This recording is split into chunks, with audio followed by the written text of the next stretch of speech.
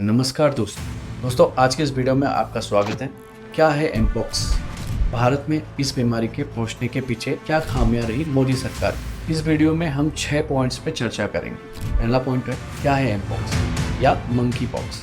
Monkey pox चेचक जैसे एक वायरल बीमारी है। आमतौर पर इस वायरस से संक्रमण के ज़्यादा दुष्प्रभाव नहीं होते, लेकिन कुछ मामले में ये घातक हो सकता है। इसके चलते फ्लू जैसे लक्षण दिखते हैं और शरीर पर मवाद से भरे घाव हो जाते हैं। यह virus orthopox virus genus family का ही मेंबर है, जो कि चेचक के लिए भी जिम्मेदार है। यह बीमारी एक प्रकार की जूनेटिक है, मतलब जूनेटिक का मतलब होता है दोस्तों जानवरों से स्प्रेड होने वाली बीमारी। इस तरह के मामले में शरीर पर फफोले से पड़ जाते हैं और धीरे धीरे बढ़ते हैं। अन्य लक्षणों में वायरल फीवर भी आ सकता है, जो 3 से 4 हफ्तों तक रह सकता है और फिर ये अपने से ही क्योर भी हो जाता है, मतलब ठीक हो जाता है खुद से, बशर्ते इन्फेक्शन ज़्यादा ना हो, क्योंकि इस बीमारी का दूसरा रूप अफ्रीका देशों में जानलेवा साबित हुआ है। अब दोस्तों बात करते हैं हमारे दूसरे पॉइंट पे, कहाँ और कैसे हुआ इसका जन्म। विश्व स्वास्थ्य संगठन, जिसको WHO कहा जाता है, ने 14 अगस्त को मंकी पॉक्स को ग्लोबल पब्लिक हेल्थ इमरजेंसी घोषित किया। ये 2 साल में दूसरी बार है जब इस बीमारी को हेल्थ इमरजेंसी बताया गया। WHO की रिपोर्ट के मुताबिक मंकी पॉक्स की शुरुआत अफ्रीका देश के कोंगो से हुई थी। अफ्रीका के 10 देश इसकी गंभीर चपेट में हैं। इसके बाद ये तेजी से पड़ोसी देशों में फैली। आशंका है कि यह दुनिया के दूसरे देशों में भी फैल सकती है। कोरोना की तरह यह विमान यात्रा और ट्रैवल के दूसरे साधनों से दुनिया के अलग अलग हिस्सों में फैल रही है। WHO इसलिए भी चिंतित है क्योंकि मंकी पॉक्स के अलग अलग प्रकोप में मृत्यु दर अलग अलग देखी गई है। कई बार तो यह 10% से भी ज़्यादा रही है। और दोस्तों बात करते हैं हमारे तीसरे पॉइंट पे, मोदी सरकार का इसमें क्या रोल रहा। आम आदमी ने सोचा कि नई सरकार खुशियों का पिटारा लेकर आएगी, लेकिन आंकड़े बताते हैं कि ये सरकार खुशियों का नहीं बल्कि मुसीबतों का पिटारा लेकर आई है। जैसे नोटबंदी, जो कि एक प्राकृतिक आपदा नहीं है, जैसे GST। तो नोटबंदी और GST का भार जब देखिए कोई ना कोई आफत बनी रहती है देश में। कुछ साल पहले कोरोना से पीछा क्या छूटा, अब एमपॉक्स के रूप में नई समस्या सामने आ गई है। हालांकि मोदी के चहेते नड्डा साहब, जिनका खुद का वजन बढ़ा हुआ है, स्वास्थ्य मंत्री के रूप में मंकी पॉक्स को लेकर मीटिंग कर चुके हैं और अपने अधिकारियों से मौजूदा हालात की जानकारी लगातार ले रहे हैं। सरकार की तैयारियों में कितना दम है ये आने वाला वक्त ही बताएगा, पर हम सबको कोरोना से सबक लेना चाहिए और कोशिश करनी चाहिए मंकी पॉक्स से एक सिंगल कैजुअलिटी भी ना हो। जब से WHO ने एमपॉक्स को लेकर ग्लोबल इमरजेंसी घोषित की है, तब से सरकार हाई अलर्ट पर है और बड़े शहरों में सारे सरकारी अस्पताल में तैयारी की जा रही है। दिल्ली के सफदरजंग अस्पताल को केंद्र बनाया गया है और शुरुआती स्तर पर कोई संक्रमक व्यक्ति या संक्रमित व्यक्ति पाए जाने पर आइसोलेशन या ट्रीटमेंट के लिए इस अस्पताल में भर्ती किया जाना तय हुआ है। याद कीजिए 2 साल पहले मंकी पॉक्स या एमपॉक्स के लक्षण दिखाई दिए थे, तब ये उतना ज़्यादा प्रभावशाली नहीं था। लेकिन इस बार जब से पड़ोसी देश पाकिस्तान में एक केस की पुष्टि हुई है, तब से भारत सरकार और तमाम अधिकारियों की नींद गायब हो गई है। जब देश में आपदा आ जाती है, तब जाकर मोदी सरकार की आंखें खुलती हैं।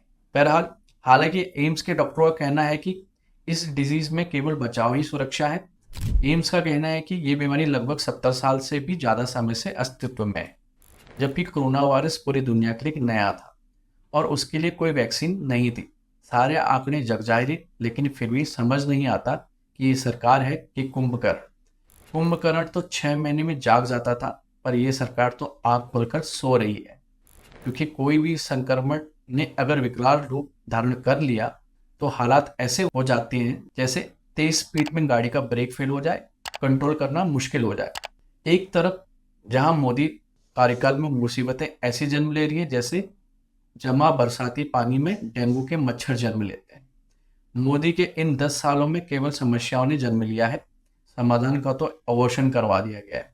सारे देश ने देखा कि कोरोना के समय हुए कैजुअलिटी को कम किया जा सकता था अगर सरकार शुरू में ही तैयारी कर लेती, लेकिन सरकार की नींद तो तब खुली जब हालात बेकाबू हो गए।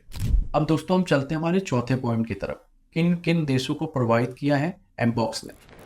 बुरुंडी, कैमरून, मध्य अफ्रीका गणराज्य, कॉन्गो लोकतंत्र गणराज्य, Ghana, Ivory Coast, Kenya, Liberia, Mozambique, Nigeria, Pakistan, Philippines, Rwanda, दक्षिण अफ्रीका, स्वीडन, थाईलैंड और युगांडा में कुल 18 मामले रिपोर्ट किए गए। विश्व स्वास्थ्य संगठन WHO ने वायरस को सार्वजनिक स्वास्थ्य आपातकाल घोषित किया है। दोस्तों, अब हम चलते हैं हमारे 5वां पॉइंट की तरफ। भारत और पाकिस्तान में क्या है एमपॉक्स की स्थिति। भारत में 2022 में मंकी पॉक्स के 30 केस मिले।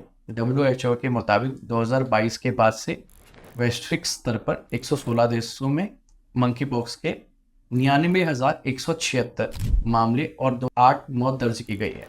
इस साल अब तक 15,600 से अधिक मामले और 537 मौतें दर्ज की गई हैं। 2022 के बाद से भारत में मंकी पॉक्स के 30 मामले सामने आए हैं। आखिरी मामला मार्च 2024 में सामने आया था।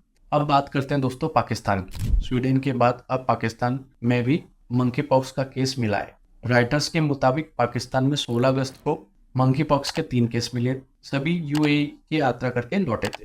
अभी तक पता नहीं चल पाया है कि मरीजों में कौन सा वेरिएंट है। तीनों मरीजों को अलग अलग रखा गया है। इस बीच पाकिस्तान में मंकी पॉक्स का पहला मामला देखा गया है। हाल ही में ये शख्स सऊदी अरब से वापस लौटा है। पाकिस्तान के स्वास्थ्य मंत्रालय के अधिकारियों ने बताया कि संक्रमित व्यक्ति के 3 अगस्त को सऊदी अरब से लौटने के बाद एमपॉक्स से पीड़ित होने का पता चला था। स्वास्थ्य मंत्रालय के अधिकारियों ने आगे कहा कि उन्होंने संक्रमित व्यक्ति के संपर्क में आए लोगों के सैंपल लिए। इसके बाद स्वास्थ्य सेवाओं ने सभी आने जाने वाले रास्तों पर सख्त निगरानी का आदेश दिया। दोस्तों, अब हम हमारे 6ठे पॉइंट पर आते हैं, जो कि बहुत महत्वपूर्ण है। एमपॉक्स से बचने के उपाय। आम जनता को अपनी सुरक्षा खुद करनी है। बचाव के सारे इंतजाम खुद से करें और लोगों तक सही जानकारी पहुंचाएं। सोशल डिस्टेंस बनाए रखें।